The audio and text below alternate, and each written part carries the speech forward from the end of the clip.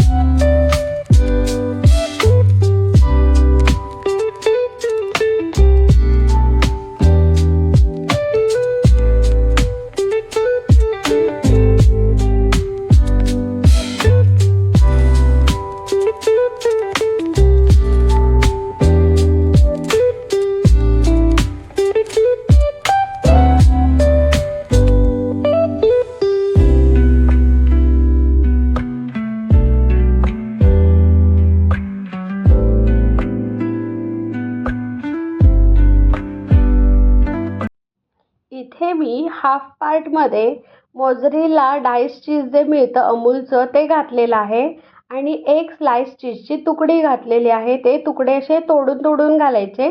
Direct slice चीज असं ठेवायचं नाही. तुकडे करून टाकले का मस्त त्याचा चीज पूल येतो. मग आपण हा गार्लिक ब्रेड फोल्ड करायचा आणि सुरीच्या सहाय्याने त्याला कट द्यायचे आणि ज्या बेकिंग ट्रेमध्ये आपण बेक करणार आहोत त्याच्यात बटर पेपर घालून घ्यायचा आणि आपला गार्लिक ब्रेड जो बनवला आहे तो ठेवायचा आणि त्याच्यावर गार्लिक बटर लावायचं छानपैकी आणि हा ब्रेड आपण 180 डिग्री सेल्सिअसवर प्रीहीटेड ओव्हनमध्ये 20 ते 25 मिनटं बेक करून घेणार आहोत. 20 मिनटानंतर आपण बघायचं बाहेरूनच दिसतं की ब्राउनिश कलर आलेला आहे का. जर 20 मिनटात नाही आला तर 25 मिनटात नक्की येतो. मग 20 ते 25 मिनटानंतर बेक करून आपण गार्लिक ब्रेड काढणार आहोत. बघा 25 मिनटानंतर माझ्या गार्लिक ब्रेडला 180 डिग्री सेल्सिअसवर मी बेक केल्यावर किती छान ब्राऊन कलर आलेला आहे आणि त्यातलं चीजही खूप छान मेल्ट झालेलं आहे. थोडंसं थंड झालं का मी तुम्हाला हा गार्लिक ब्रेड तोडूनही दाखवते. एकदम गरम असताना हात लावायचा नाही, नाहीतर चटका बसू शकतो. तुम्हाला ही रेसिपी कशी वाटली ती नक्की कमेंट करून सांगा. रेश्माज होम किचन या यूट्यूब चॅनलला नक्की सबस्क्राईब करा, लाईक करा, शेअर करा आणि माझा व्हिडिओ पाहत राहा. Thank you so much.